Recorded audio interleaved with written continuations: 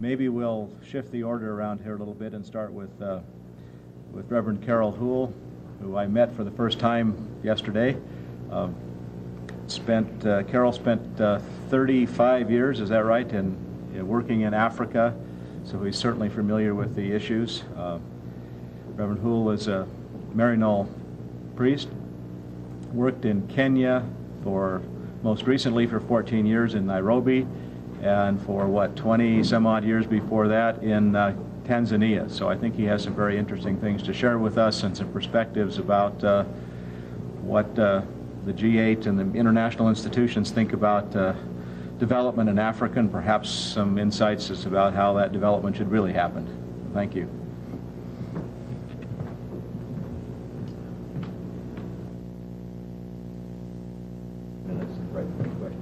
Sure.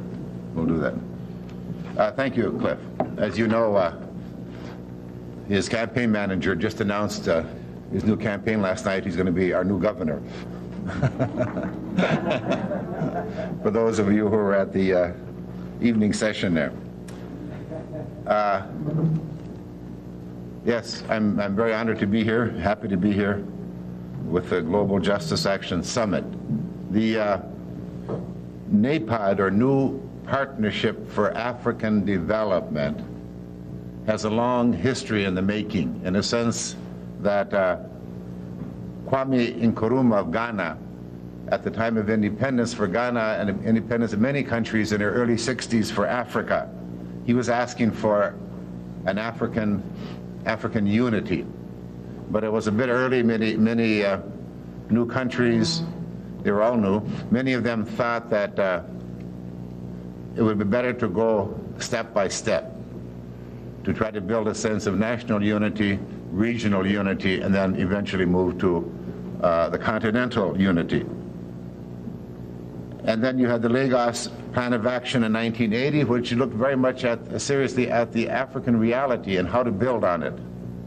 Never got implemented. And then in 1991, the Abuja Treaty, which again had some good ideas, but it never really got very far. But in the meantime, there were a lot of regional blocks or groups that were forming. Where I was working in Tanzania and Kenya was the East African, Tanzania, Kenya, and Uganda. And Julius Nyerere, the president of Tanzania, was even willing to delay independence until Kenya got its independence so they could become really one unity. It would be a cooperative, but like one, much more unity among the three countries. But that didn't work out either. And the East African community fell apart for a while, and now they're forming again the East African Cooperation. But the Southern African Development, SADC, in the Southern Africa, all the way up to Zambia and those countries. And then in West Africa, they had different blocks they tried.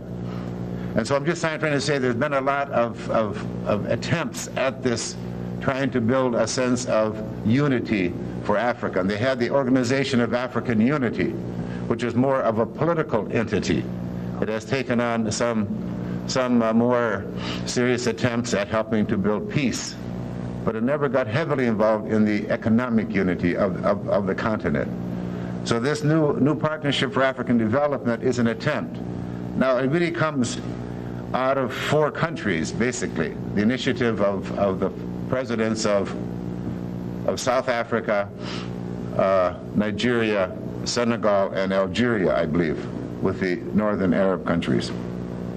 So the purpose of it is to respond to globalization.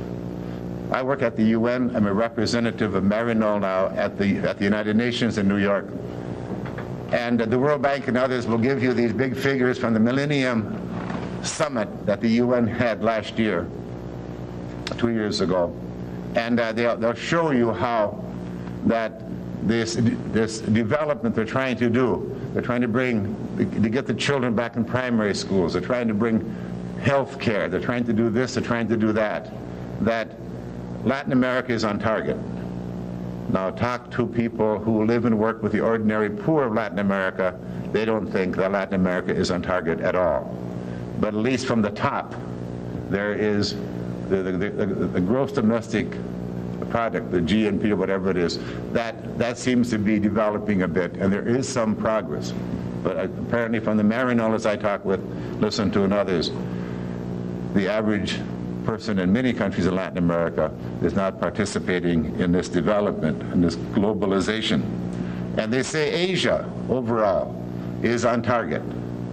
But again, they lump it all together. Southeast Asia is probably moving forward, Korea and those countries, but South Asia, Bangladesh, much of India, they're still not moving forward. But they say just, the World Bank says, Africa is not only not holding its own, it's going backwards. So Africa is in deep trouble, not only financially, but for health care, for education. And this, I think, the lack of development is bringing violence, more violence, I think, to the continent, and continues, I think one of the primary reasons for the armed conflicts is poverty and a sense of no hope with the regular channels of development. And for myself, even when things were going well, like in a country like Tanzania, they started really at independence with one doctor in the whole country, one doctor at independence. There were no roads for the country so you could get around easily. There's no electricity. There's no water supply for much of the country. The women where I lived and worked with for 21 years in rural Tanzania, they had to walk for a mile or 2 miles to get water and bring it back with buckets on their heads. They had to walk for a mile or 2 miles to get the wood so they could cook their meals over an open fire with rocks, with 3 rocks. And much of that has not changed. Much of that has not changed. The thing that has changed tremendously is the expectation of the young people. They're not content anymore just to live in poverty in the rural areas. So many of them run off now to the cities. So what do you do? So there's a real need there. There's a real problem. So how do you reverse the economic decline on the continent? How do you change, and they say to change the image of Africa and to get donor interest. So this is what NAPAD, the document itself, says about itself. And they want to build on the present regional economic structures. And then they want to put emphasis on peace, democracy, and good governance. And like every document now, a major document that come out, they're talking about more inclusion of women, gender equality, which is good. I'm afraid in most places it only stays in the document, but at least that's the beginning. That's the beginning. So it sounds good on paper, but is it going to really be that helpful? That's the problem. And I'm sure Njoki can give us a much stronger presentation of the weaknesses and the problems it has. But the civil society was not consulted. So it's not what people say, it's not our document. We don't own it. It came from the top. And it follows probably the biggest weakness in the whole thing. And if you've been here the last couple of days, you'll understand this very clearly. And you probably understand it very clearly anyway, But it follows completely the neoliberal, so-called free market economy model. And that does not work so far in Africa. That does not work. Matter of fact, it's brought more poverty, brought more alienation. And then it doesn't really take on seriously the structural adjustment programs. And just recently, for example, in Dar es Salaam, Tanzania is now one of the favorite countries in Eastern Africa anyway, after Uganda. Tanzania is coming up there. They're being patted on their heads for being good little boys and girls. And but just recently, with the push by the World Bank, for example, they wanted a new with the structural adjustment programs. They coerced kind of Dar es Salaam to privatize their water and sewage project in Dar es Salaam, the capital, 3 million people. And the World Bank and others gave a loan of $147 million so that they could upgrade and fix up their water and sewage systems so they could sell it. And now they put out bids and they're going to sell it for $7 million.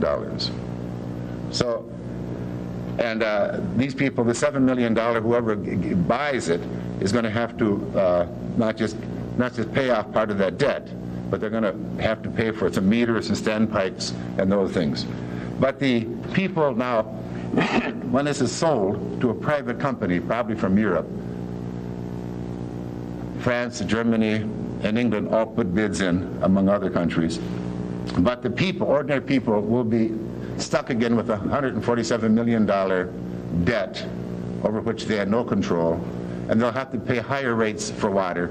So most of the poor people will not even be able to afford probably the increased rates. So this is a kind of a system that they're caught up in already, and it's going to continue unless there's some major changes. The other thing is that what they say, the expectation of a 7% economic growth for each country, if that continues for 10 years, then they will catch up and then be able to participate fully in the economic global economy. Well, 7% is so unrealistic. It's, even where a country like Uganda, which were mentioned, that are getting some debt forgiveness, are not able to have at all a 7%, because so many other factors are at play. As someone mentioned yesterday, the price of coffee, the main export from Uganda, has dropped 70% worldwide. And then in this document, they mentioned it a bit, but they don't really look at one of the real problems of the reality of weak governments and fragmented civil society.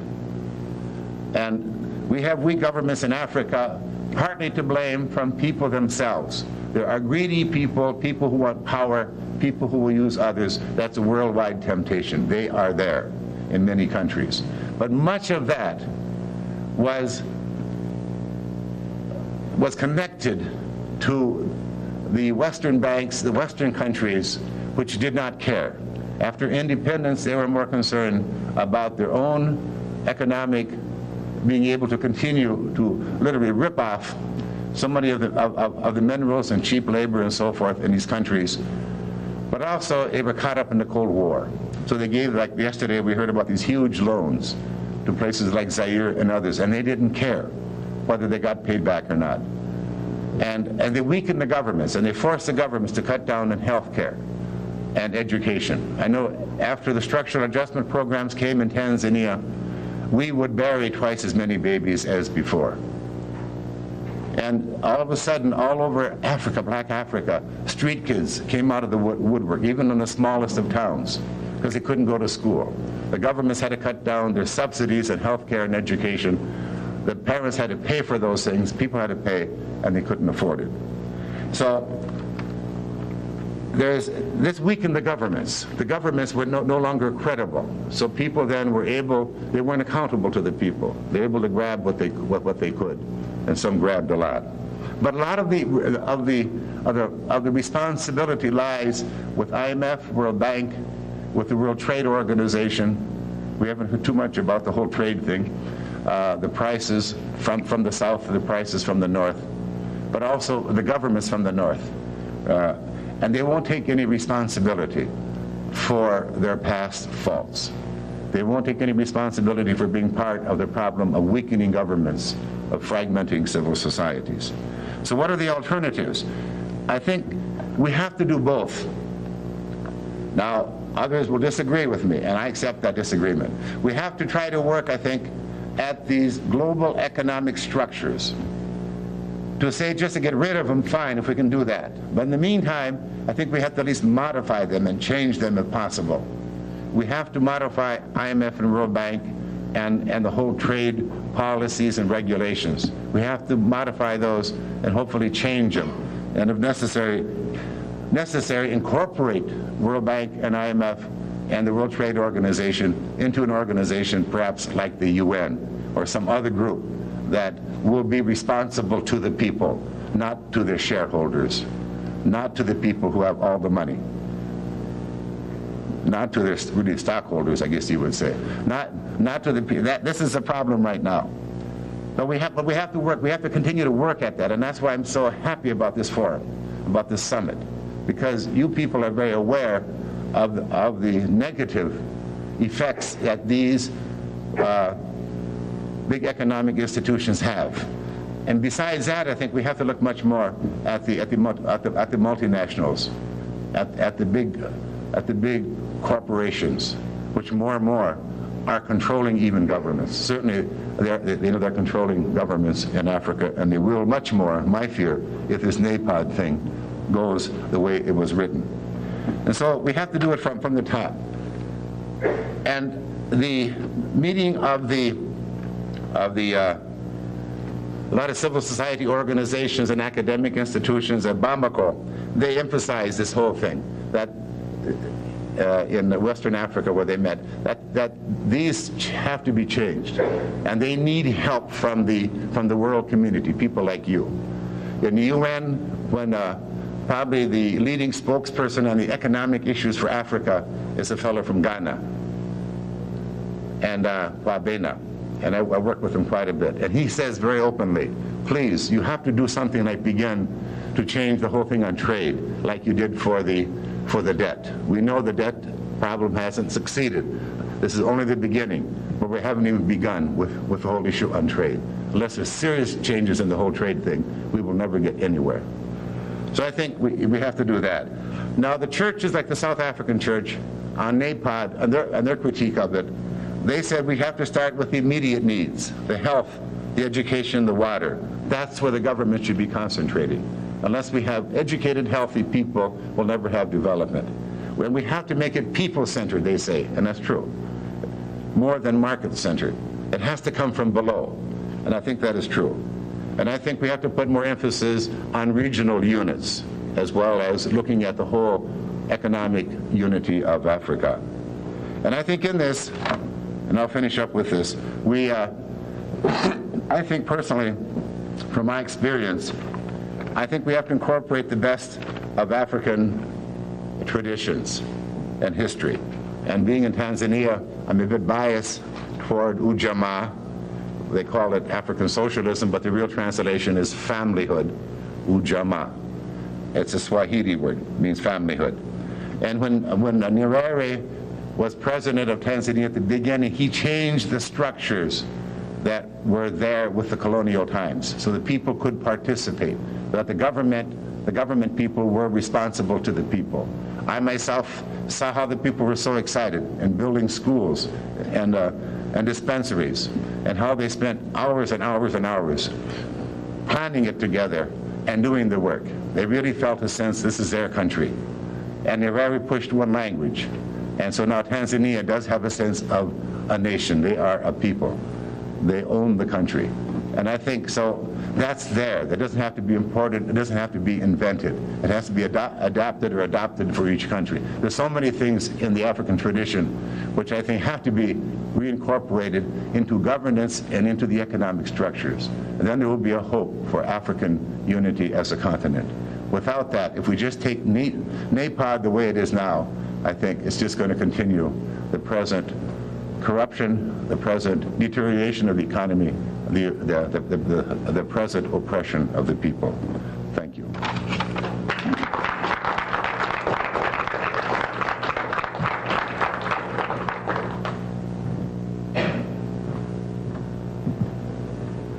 Well, thank you very much. In addition to being an advisor to or representative of Maryknoll to the UN, it sounds like you should be at the G8 meetings to explain some basics to people who are talking about African development in Kananaskis next week. Difficult issues, but there's people who have a good sense of solutions. Next, I would like to introduce Jokey Jay, who after her talk last night, I hope most of you heard that. It's hard for me to top that in any kind of introduction. Wonderful speaker and very knowledgeable about issues of development and aid. And I'd like to introduce Jokey to speak with us some more about issues in African development. Again, this is something that the G8 has got on their agenda. And it's remarkable to me that a few dozen essentially white men hide in a forest in Kananaskis, Canada, to discuss African development. It makes very little sense, and I'm sure that Jokey will help us understand why. Thank you.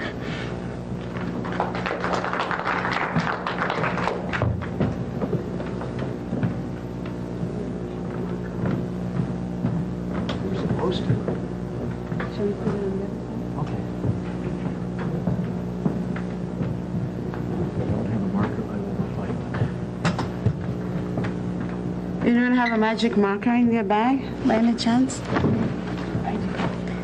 Read it us. Oh, we just already prepared. Why do we have an easel with no marker? Thank you. Great. So I want to start kind of like I did last night and just ask you to shout out some words that, or some thoughts that come to your minds when you hear the word Africa. When people say Africa, we won't hold it against you, I promise. I won't. Which one is the mic, the amplifier? Is it this one? This one? This one?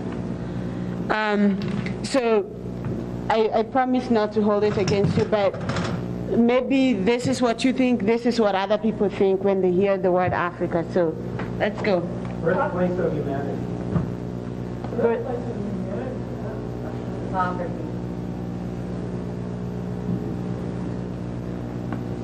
Hunger. Animals. Tourism.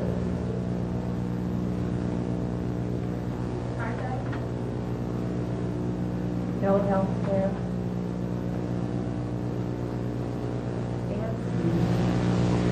What is Ants. Energy. Exported diamonds. Victims of colonialism. Child labor. Child exploitation.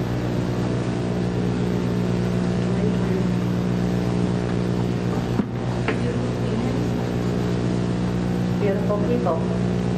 Big country. Continent. Push back into the desert. I can't listen to their names. Useless. Desertification. More desert. Dying children. Rhythm. Farmers pushed off the land. Rainforest.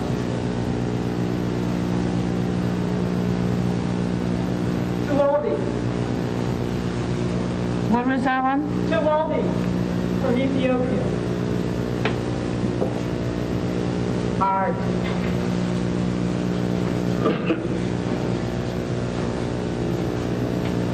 I did not understand what the something from Ethiopia. Tuwaldi, the person, Tuwaldi from Abiy Ahmed, the leader of the African group that was at the WTO in Seattle and led the rebellion. Tuwaldi, T-E-W-O-L-D-E. A hero. He's a hero. Many tribes, many languages.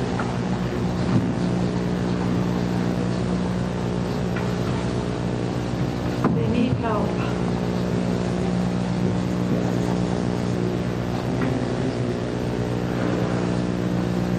Genocide.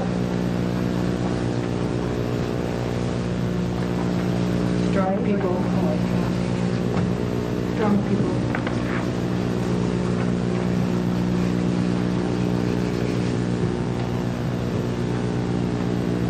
Well, we can stop there.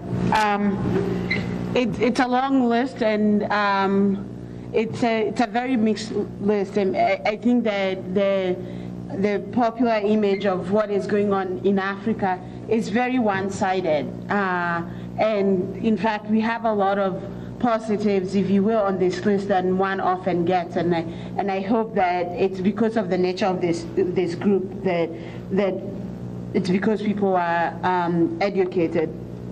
So when people have these and other kinds of negative images about Africa, then you can see why it's not so difficult for these 7-8 guys to get together in a mountain refuge in Canada to decide the fate of Africa, because they don't think that Africans can figure it out.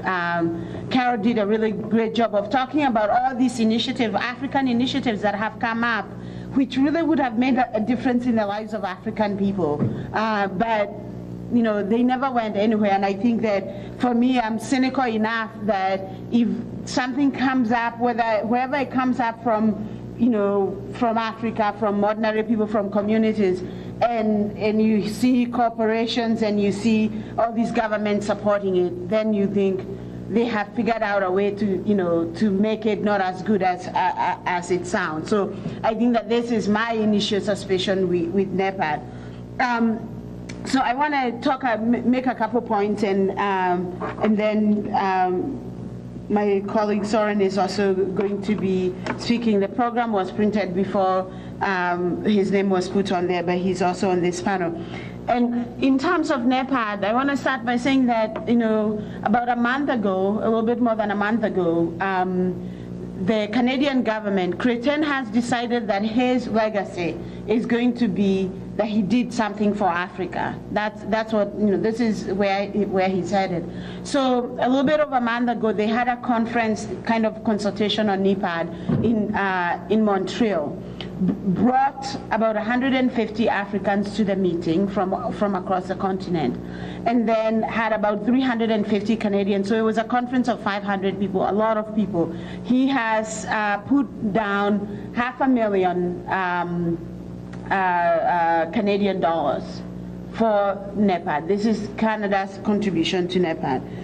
And what happened at that meeting was that all these African people who had been invited to the meeting and had come said, well, we are glad to be here to hear about this because our governments haven't told us a thing about it. We don't know anything about it. We haven't been consulted. We haven't been informed. Can you give us the text? Can you give us more information? And this is really the way in which NEPAD is being carried across the continent. I'm from Kenya, as I mentioned last night, and the president of Kenya is a little bit nervous about NEPAD, not because of what's in it, but like a lot of other African leaders, he wasn't consulted. 5 African countries, the one that you miss, Carol, is Ethiopia, where Mubarak, not Ethiopia, but Egypt, where Mubarak has said some positive things, but then he has shut up. But they're so desperate to say who supports it, so they count him as they counted Egypt as being one of the supporters. And this is what's happening. African leadership, other heads of state haven't been consulted. If other heads of states haven't been consulted, what about African people? What about African civil society in the broadest sense of it? Trade unions, farmers association, teachers union, religious leaders, students organizations, women's groups, environmental groups, human rights groups. No one has talked to them about it. And in fact, a lot of if you follow African news, there are lots and lots of new sort of seminars coming up as people try to come together in Kenya, in South Africa, in other places to kind of figure out what is going on. The other interesting thing about NEPAD is that the African Union Founding Conference is going to be happening in Durban, I believe, in July, next month. But the G7 summit is happening next week. And so they have this meeting happening where a lot of decisions are going to be made about NEPAD at the G8 summit. And then the Africans are supposed to come together and talk about it. So I think there's a, what is it called, ask backwards approach, because I think that the Africans should get together and come forward with a proposal and then take it to the G7. The G7 should not discuss the African proposal and send it back to Africans for them to adapt, because I don't think that when the African Union comes together, they're going to be able to say, no, we don't like what the G7 has said. They're the ones coming up with money. $500 million, even Canadian dollars, is a whole lot of money, and they're not going to be able to say no to it. But I think that this approach to African development, this approach to what is going on in Africa, is very much the problem.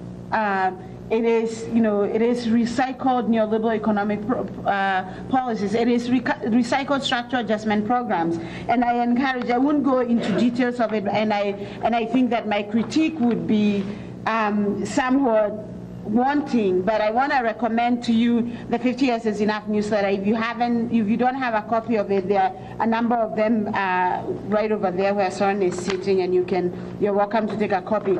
And on page 8 of the newsletter is this long statement from African civil society that critiques NEPAD and says what are the concerns that they have with it. They refer, in fact, to a lot of the documents that you're talking about, Kara, about all these other great sort of initiatives and ideas about African development, the African alternative to structural adjustment programs. What happened to that? It went to the UN for sort of asking for a vote of solidarity. And every country in the world except 2 supported it. The United States opposed it, and Israel abstained from the vote. And it died. That was it. Nobody was going to pay any attention to it. Nobody was going to fund it. It was, you hear a lot, the president of the World Bank, you hear, George Bush, you hear all these people saying, finally, Africans are beginning to take leadership to determine their own future. We've been waiting for them to come up with ideas. Nonsense. There have been so many great ideas. It's just that no one has wanted to support them because they were really about African self-determination. Something like NEPAD that is really very much within the framework of neoliberalism, then they are willing to support. At the workshop yesterday, I talked a little bit about this idea of convergence that keeps being put forward, where everything coming into any international forum has to be in convergence. It has to be in compliance with World Trade Organization rules, the Doha Agreement, with IMF, World Bank policies. When the terrible Africa Growth and Opportunity Act passed and was being put forward, it had the requirement that any African country that would benefit from AGOA had to be, 1, in compliance with an IMF economic reform program, okay? So forget what is going on, but first you have to be in compliance with the IMF, and 2, you have to be a member of the World Trade Organization. If this is about African growth and opportunity, what does the World Trade Organization have to get into it? Why does the IMF have to get into it? But it is this idea that there's only one model and there's only one way to do things. I think that there's a lot of things that we can talk about that relate to what is wrong in Africa and around the world. And what I thought I would do this morning actually is try to focus on some of the ideas here that actually people talked about. Strong people. Where are the other ones? Beautiful people.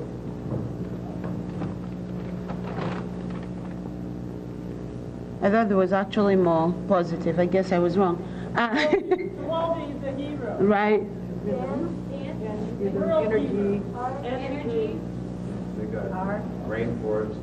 Art was someplace. I missed art. And rhythm.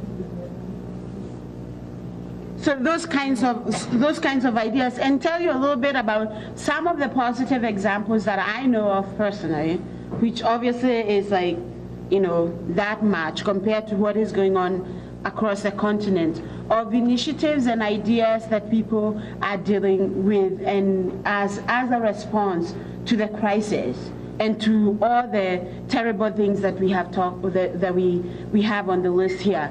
And I want to start by, there's that poem, African American poem that has one of my favorite lines in this, and still I rise.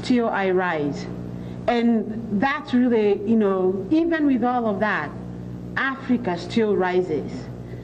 With colonialism, with slavery, with neocolonialism, with structural adjustment programs, people are not lying down and saying, we give up, it's over, we are dead. They're fighting back. And really, this is what you need to remember. People are fighting back. It's the point that I was making last night, that, everything gets thrown at impoverished countries, everything gets thrown at poor people, but they don't just take it. They dodge it, they fight back, they try to figure out how they're going to survive in those circumstances. So even with the HIV/AIDS crisis, even in countries like Tanzania, where 40% of the population dies before the age of 35. In Zambia, where the life expectancy at birth is 41 years old. In countries like Kenya, where literally hundreds of people are dying every day because of HIV/AIDS, where mothers are burying their children too young and too often. They're not saying it's over, I'm just going to lie down here and grieve and mourn and die myself. They're fighting back. So I want to give you some examples of the ways in which people are fighting back. Carol referred to the African Social Forum that happened in Mali earlier this year. And the World Social Forum happened for the first time in Porto Alegre, Brazil last year, January, February 2001. We got to Porto Alegre, and there was probably about 40 Africans at the entire conference with 16,000 people. It was very disappointing. We weren't organized, we didn't have a presence, and the people who were there were scattered in terms of what were their priorities and interests. And we had about 3 meetings of an African caucus saying, what can we do so that the next time the World Social Forum happens, Africa is here, well represented, visible, and coherent. And over the next year, a lot of organizing happened. In early January 2002, 250 people from across the continent met in Bamako, Mali, to talk about what was going to be the African presence at the World Social Forum. What were the issues that of concern of African people? In October of 2000, I had the privilege of being in Dakar, Senegal, where sort of a steering committee came together to basically list what were going to be the priorities. I was not able to make it to Bamako, but the reports from Bamako were quite exciting. When about 3 weeks later we met in Porto Alegre, there was a very visible, organized, and coherent African presence in Porto Alegre. And I think the story of the African Social Forum is a very, very important one. That people are saying people don't come to the World Social Forum and say, oh, well, Africa absent again, not prioritized, ignored. They say, what can we do to make sure that there's an African presence? And I think that the African Social Forum is an example of that. The Poverty Action Funds in Uganda, where with money saved from debt relief, civil society say, we have to be there. We have to make sure that this money doesn't get diverted. Uganda is involved in a little bit of a war right there in the Great Lakes region. And no matter how great Museveni is thought to be by the World Bank and the IMF and the US government, he's involved in some nefarious going-ons in the region. And so the Poverty Action Fund was civil society saying, okay, we have fought for debt relief, we want to take responsibility. So donors, government, and civil society following up.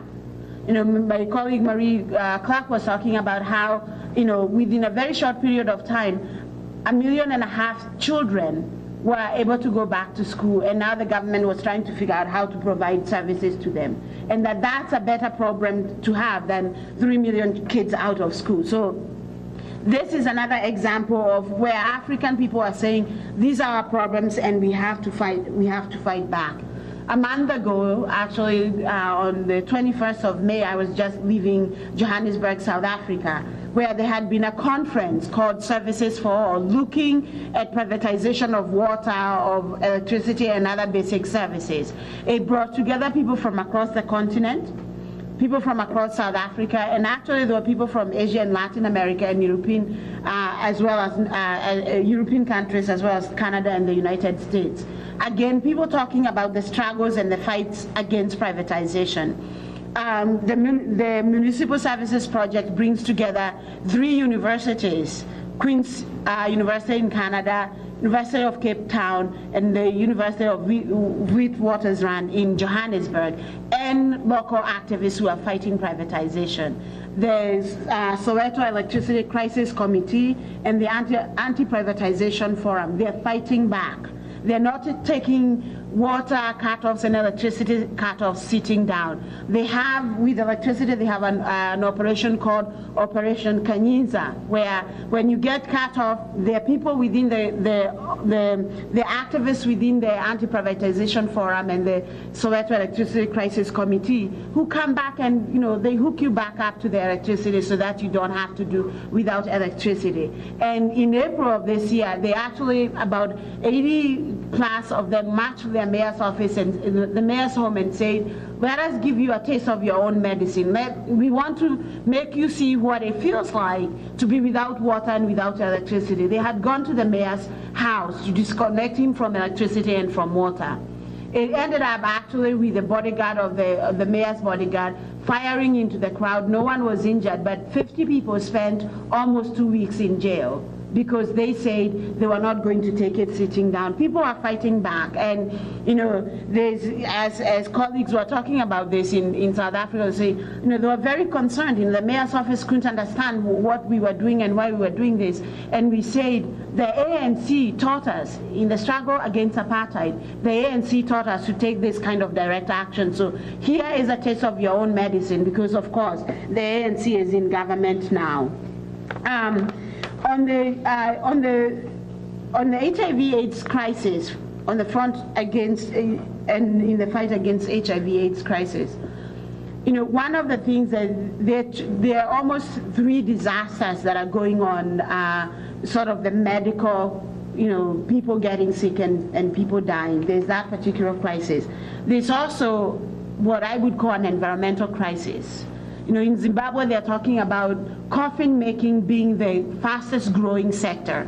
There's so many people dying that coffin makers are the people now making money because they, somebody needs to make coffins. But also, coffins are made out of wood. Trees are being cut down to do this. So there's an environmental crisis that is kind of emerging, and I don't know, I've heard it mentioned by a couple of people, but I don't think that a lot of people are paying attention to it. The other one, I think, is kind of a psychological trauma crisis, where children are growing up without parents, lots and lots of orphans, where grandmothers are burying not only their own children, but their grandchildren over and over and over again. And they're having to take on the rearing of their own children. So those are crises that are going on. But at the same time, African people are responding to this crisis.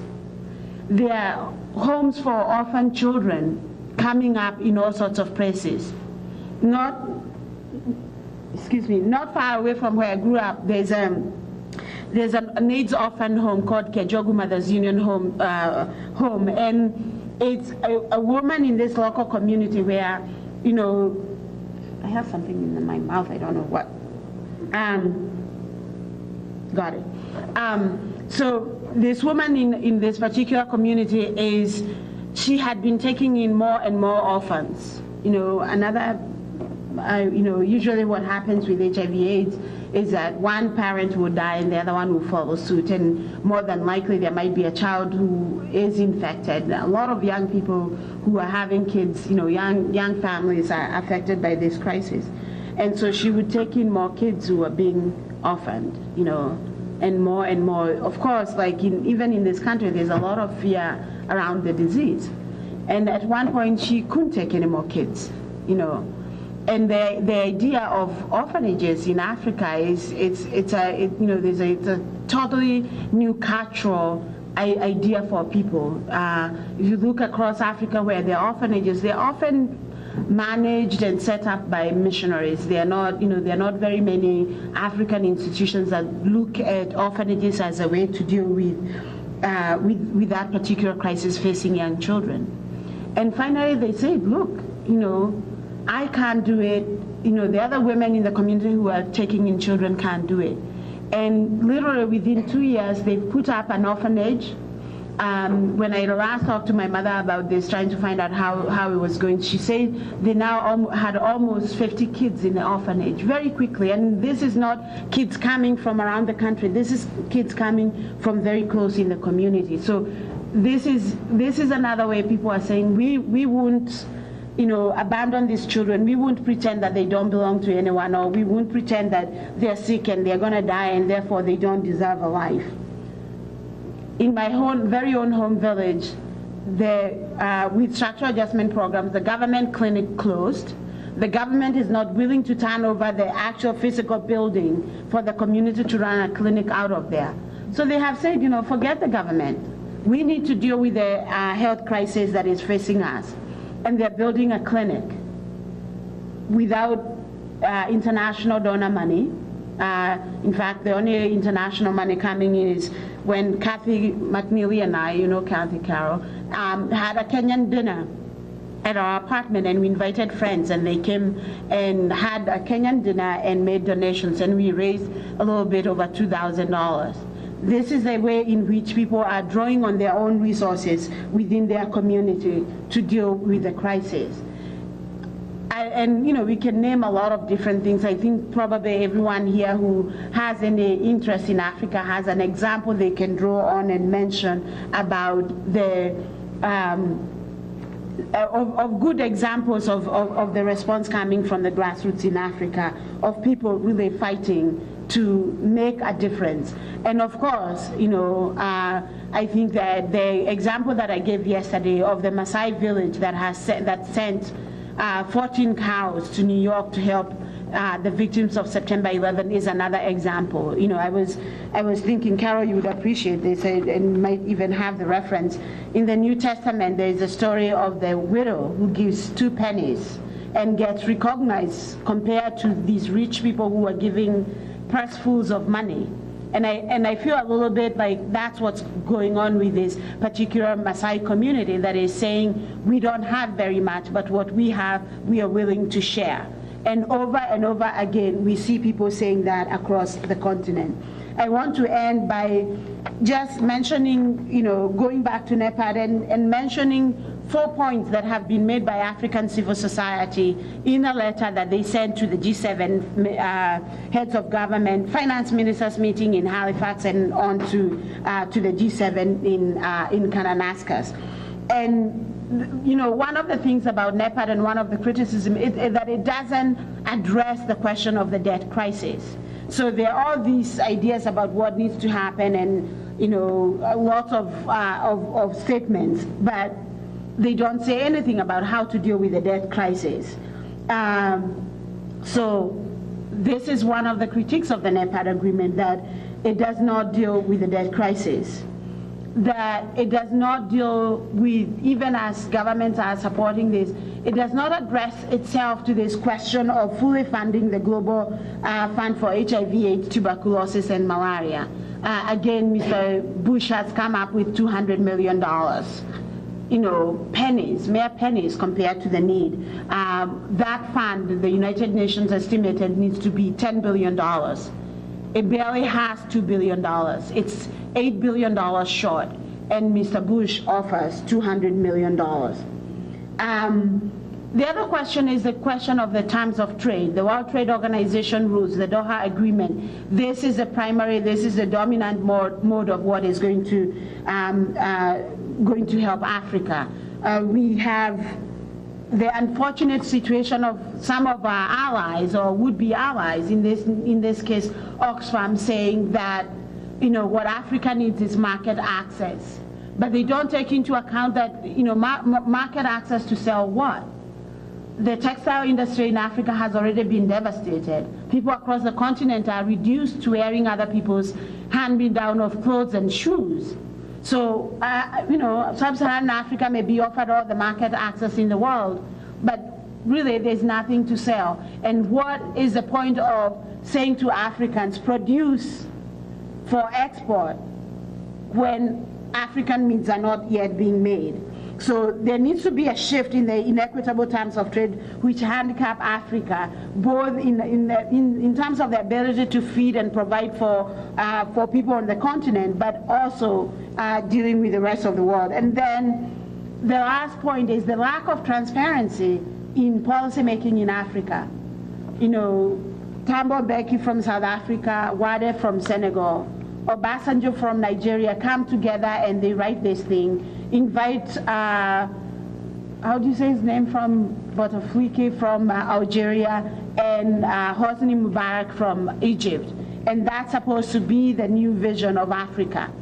They certainly have learned their lessons well from the IMF and the World Bank, and we are saying these are the wrong lessons to learn.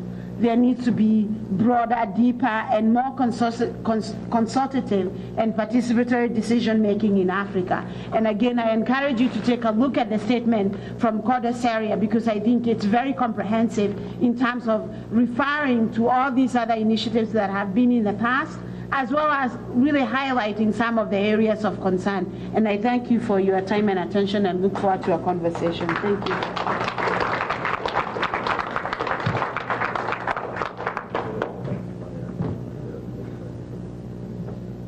Thank you very much, Jogi.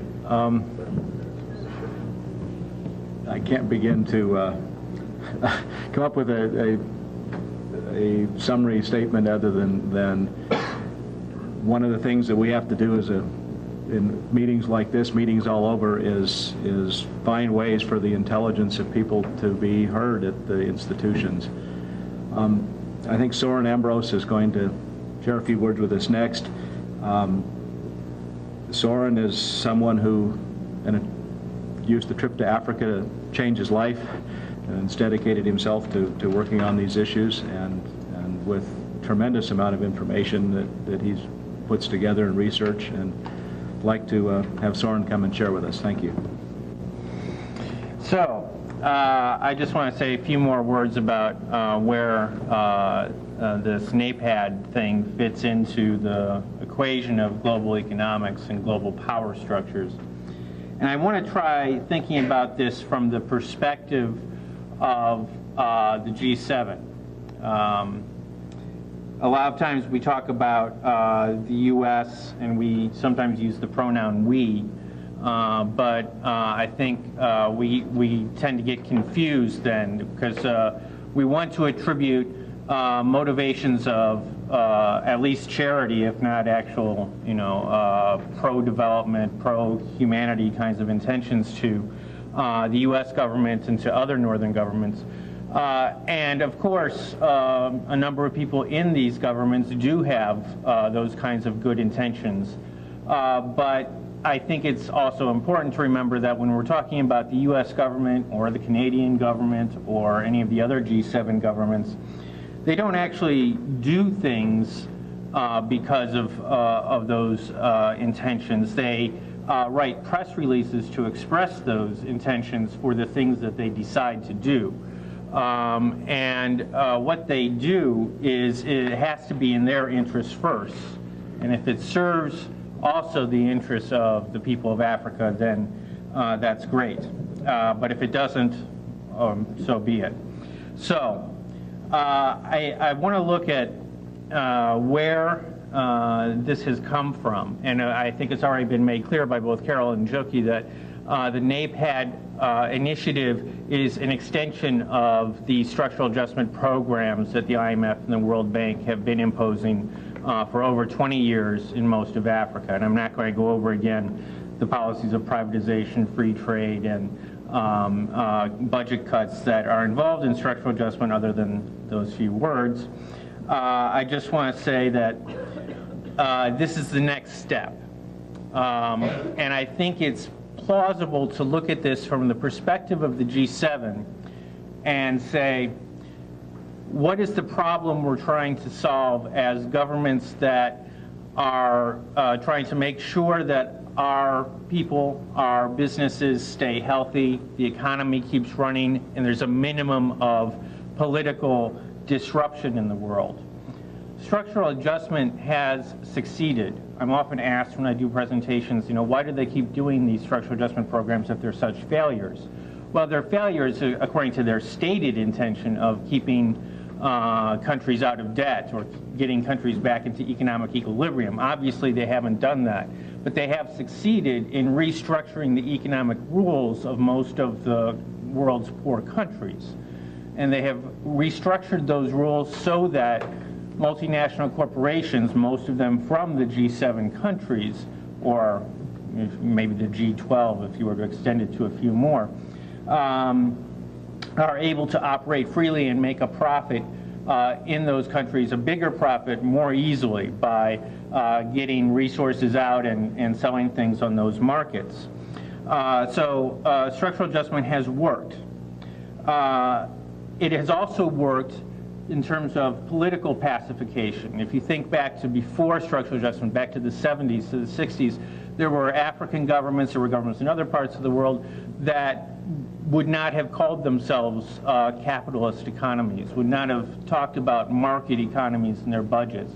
Carol mentioned the Ujamaa model of Tanzania. Zimbabwe became independent in 1980-81 with an avowedly socialist model. It wasn't that unusual to use words like socialism without being laughed out of the room in the 70s.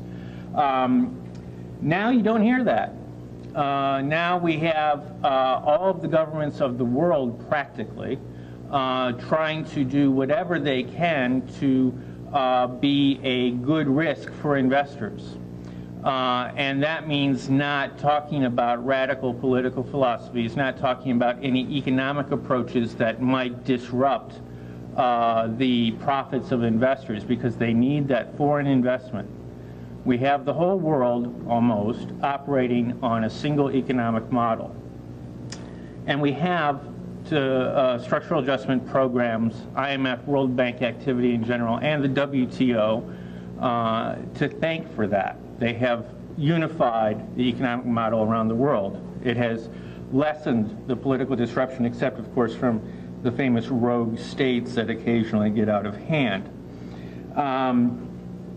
The next phase, after structural adjustment, which has kind of taken the power to make economic policy away from governments and placed it at the IMF and the World Bank, which have written nearly identical neoliberal US-style economic policies for most of these countries. The next step is to lock that in. When they wanted to lock in the trade rules that had been written, in 1995, they created the World Trade Organization.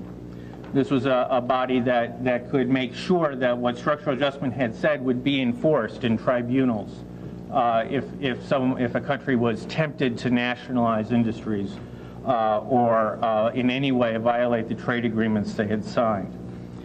Now, how do we lock in the whole package of economic reforms? How do we lock in the political docility that we have gotten? We do it the same way we've done it in the North. We make sure that people don't look towards government as a place where they can take power and accomplish big change. I mean, that's mostly been accomplished by structural adjustment, but we start to make the economies not run by the government, not owned by the government, not owned by the people, but instead owned by foreign corporations. This was part of the agenda of structural adjustment, but I think it's becoming more and more the agenda, and that's what NAPAD is about, is making certain that these countries will look towards the private sector as the only way to run almost any part of the economy. As Carol mentioned, we're now seeing a rush of privatization of the most basic services in the most impoverished countries, privatizing water provision. Water in this country, the United States, 80% of water provision here is done by public utilities. But we're witnessing the World Bank making privatization of water a condition of loans in Africa, a condition of their programs in Latin America.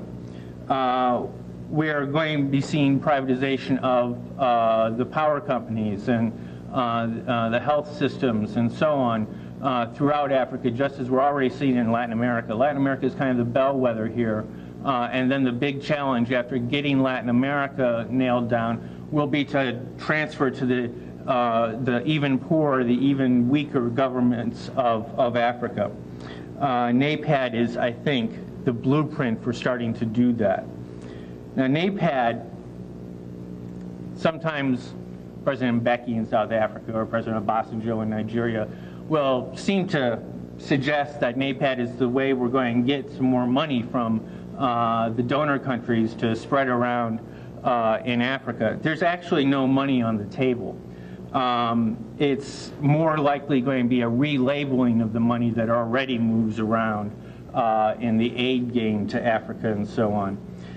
Instead, it's a way of, I think, getting some key governments in Africa to sign on lock, stock, and barrel to this model of private sector development as the way to go. And so President Mbeki, who is kind of the key figure here, sorry, Molly, has led the way in having his government author this document, NAPAD, and bring together other African governments as supporters of this model. So they're not necessarily asking for more money. What they're saying is, we promise to do things your way. And once we've made that promise and shown that we can enforce that promise on the rest of Africa, we hope that you'll trade with us on an even basis. We hope that you'll go further in inviting us into the club that the Latin American elites and so on have been invited into, and our economies will develop just like those in Latin America have developed, where unfortunately inequality has grown at a more rapid rate than the economies have. I'm thinking of this as sub-imperialism in a way. What we had with the IMF and the World Bank, people finally started calling it neocolonialism. They were acting as agents in a way for the U.S., for the other G7 countries. Now I think that what we're looking at is the G7 saying, you know, we really don't want to need the IMF to have to continue to send delegations and meet with every government in the world. It's a fair amount of work, and frankly, you know, there are these pesky protesters in the streets of our cities, and we're being called bad names because we run the IMF. Who needs it? You know, all we're trying to do is make sure Africa doesn't get out of hand. Can't we delegate that responsibility? President Mbeki says, yeah, you can delegate that responsibility right here. President Mbeki will, as the leading sub-Saharan African economy, kind of take the wheel. And President Obasanjo, who is just as anxious to be recognized as a good African leader in the eyes of people in the North, and who is president of the most populous country in Africa, Nigeria, a country with tremendous oil reserves, not coincidentally, will also join in. And those two together, as leaders of very populous, very wealthy, by African standards, countries, can use their influence to make sure that their respective regions do not step out of line so much. At least I think this is where we're seeing NAPAD go, is that we're going to delegate the responsibilities for keeping African countries in line to trusted African governments. Whether the Nigerian government is really stable enough to make that calculation work out is, I think, a big question. There's an election next year in Nigeria, and things are really starting to disintegrate even more rapidly than they have been. Njoki mentioned that Prime Minister Chrétien of Canada has pledged $500 million to NAPAD. That's true. That is the only money that has been mentioned. I don't yet have a theory why Chrétien has taken on NAPAD as his big foreign policy initiative, but he has. I hope that the G7 meeting next week will shed some more light on that. But our Canadian colleagues tell us that that $500 million is not money that's going to go and build schools and clinics. That $500 million is going to go to create a new export credit agency, which, if you were at yesterday's session on export credit agencies, you know is not necessarily the first step in equitable development of the kinds of services people need, but is instead a corporate welfare program for northern corporations to invest in southern countries. This ECA, Export Credit Agency, would presumably be a Canadian initiative to encourage businesses to invest in Africa. We shall see as the announcements become more specific.